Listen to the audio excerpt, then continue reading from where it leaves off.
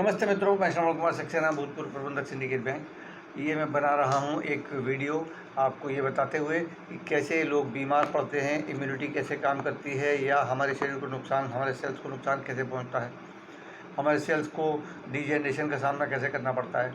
तो जब ऊर्जा उत्पन्न होती है, हम मेहनत अधिक करते हैं, भाग दौड़ अधिक करते हैं, जैसे जिम करते हैं, या हम या हम कुछ ऐसी चीज़ें खाते हैं जिनमें अशुद्धियाँ ज़्यादा होती हैं, केमिकल वगैरह, और जैसे हम सांस लेते हैं, सांस में भी बहुत ज़्यादा पोल्यूशन है, पोल्यूशन भी हमारे अंदर जाके बहुत ज़्यादा नुकसान पहुँचाता है। तो हमने प्रतीक के रूप में 2 छोटे से डिब्बे लिए हैं और दोनों में हमने ये बीटाडीन थोड़ा डाला हुआ है। और ये बीटाडीन डाल के ये हम दिखाएंगे कि ये हम इन केमिकल्स वगैरह से, पोल्यूशन वगैरह से या हीट वगैरह से शरीर के अंदर हमारे एनर्जी उत्पन्न हुई और ऑक्सीडेशन बढ़ गया, जो हमने यहाँ दिखाया है। तो जब ये डीएसएलआर हो जाता है तो ये क्या करता है, बराबर में सेल होते हैं, इनसे कहीं से झपटने की कोशिश करता है। क्यों? जैसे एक डूबता हुआ व्यक्ति अपना संतुलन पाने के लिए कोशिश करता है, ऐसे ये भी करता है बेचारा।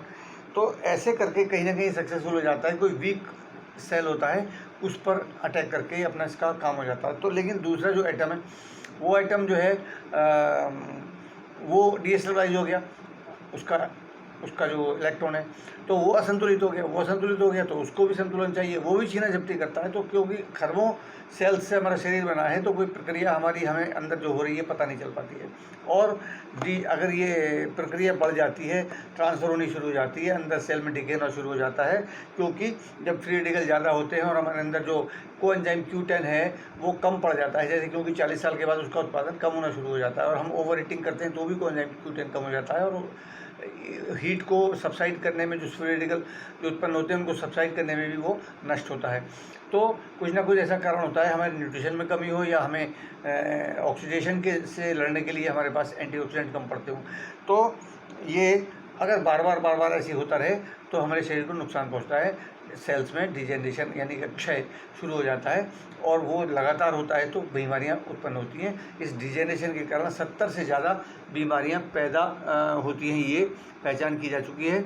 और साथ ही उनका जो है निदान कुछ नहीं है, उनको प्रोसेस को स्लो किया जा सकता है अगर कोई प्रोसेस शुरू हो गया है तो, और या फिर बहुत ज़्यादा मात्रा देके उसको ख़त्म किया जा सकता है, ख़त्म भी किया जा सकता है। क्योंकि लाइनस पॉलिंग जो 2 बार के नोबेल प्राइज़ नॉमिनी हुए हैं, 2 विजेता रहे हैं, उन्होंने इस चीज़ को बहुत विस्तार में समझाया है और विटामिन सी की बहुत ज़्यादा प्रशंसा की है, जैसे कहते हैं भूरी प्रशंसा करना। तो ये मैंने विटामिन सी को पीस लिया है एक डिब्बे में से निकाल के, और ये हम थोड़ा सा इनको दे देते हैं, 1 को, 2 को नहीं, क्योंकि हम 1 को देंगे तभी तो पता चलेगा कि भाई कुछ असर हुआ है या नहीं हुआ है। तो हमने थोड़ा सा दे दिया, तो हम देखते हैं कि क्या इस पर असर हुआ। हम घुमा के क्यों रहे हैं, जिससे जल्दी हमें दिखाई दे जाए भाई कुछ असर हुआ नहीं हुआ। और जितना ज़्यादा ऑक्सीडेशन होगा और जितना हम विटामिन सी देंगे उसकी मात्रा पर निर्भर करेगा कि वो कितनी जल्दी उसको ठीक करता है। तो एंटीऑक्सीडेंट कहलाते हैं ये विटामिन सी वगैरह, और होते हैं विटामिन ई है, ए है, ये बहुत मतलब शक्तिशाली विटामिन हैं। और इसके साथ साथ ये तीनों अगर एक साथ होते हैं तो उनका तीनों का प्रभाव मिलके बहुत ज़्यादा हो जाता है। अभी इस बीच में आपको बताता हूँ और ये देखता हूँ कि इसमें अगर काम इसका हो गया तो ठीक है, नहीं तो और दे देंगे। क्योंकि सुबह मैंने एक एक्सपेरिमेंट किया था, उसमें मैंने पूरा विटामिन सी की एक गोली डाल दी थी और ये घुल गया था, सफ़ेद हो गया था 5-7 मिनट बाद। तो अभी हम बात करते करते ये शायद हो जाएगा, क्योंकि अभी कण हमें दिखाई देते हैं। अच्छा, दूसरी बात क्या है कि फॉर एग्ज़ाम्पल जब बहुत ज़्यादा बहुत ज़्यादा फ्री रेडिकल बढ़ जाते हैं हमारे शरीर में, हमारे किसी सेल में, तो उसका डीएनए कंफ्यूज हो जाता है। और डीएनए कंफ्यूज हो जाता है तो उसका क्योंकि स्वभाव और काम जो है निर्माण करना है, तो वो ग्रोथ करता रहता है, वो मगर अनकंट्रोल्ड होती है, उसे होशोहवास नहीं रहता जैसे कहो। और अनकंट्रोल्ड ग्रोथ को ही कैंसर कहा जाता है। कैंसर आज बहुत बुरी तरीके से बढ़ रहा है और हम लोग शायद इस बात को सारे लोग नहीं जानते कि एक ये दीर्घकालीन बीमारी है। डिपेंड तो पर्सन टू पर्सन करता है, लेकिन इसको पता चलने में कभी कभी 10 साल, 5 साल, कहीं 20 साल, कहीं 30 साल भी लग जाते हैं। तो अंदर पनप रहा है और किसी को पता नहीं किसके अंदर पनप रहा है, किसके अंदर नहीं पनप रहा है। तो एंटीऑक्सीडेंट लेना हमारा कर्तव्य है ताकि हम स्वास्थ्य अपना सही रख सकें।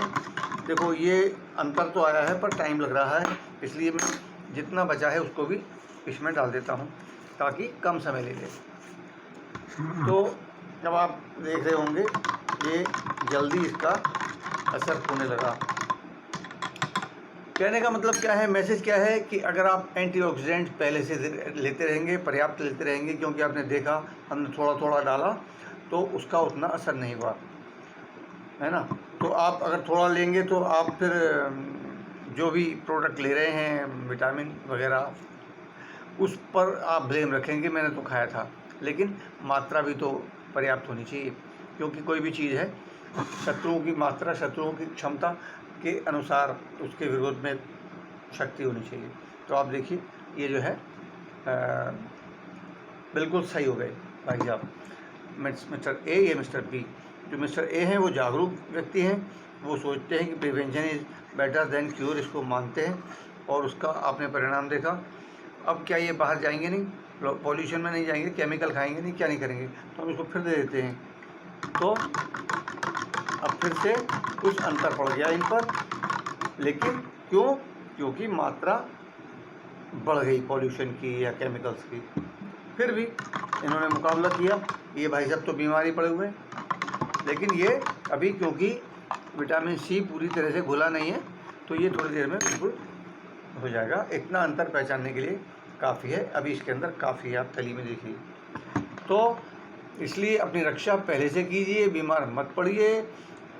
कैंसर एक ऐसी चीज़ है कि नॉर्मली सेकंड स्टेज से पहले बहुत सौभाग्यशाली व्यक्तियों का पता चलता है। सौभाग्यशाली तो नहीं कहूँगा, लेकिन हाँ पता चलने के कारण से सौभाग्यशाली कहूँगा, क्योंकि अगर सेकंड स्टेज के बाद पता चला, सेकंड स्टेज में भी कंट्रोल करना कठिन काम होता है, लेकिन फिर भी हो जाता है।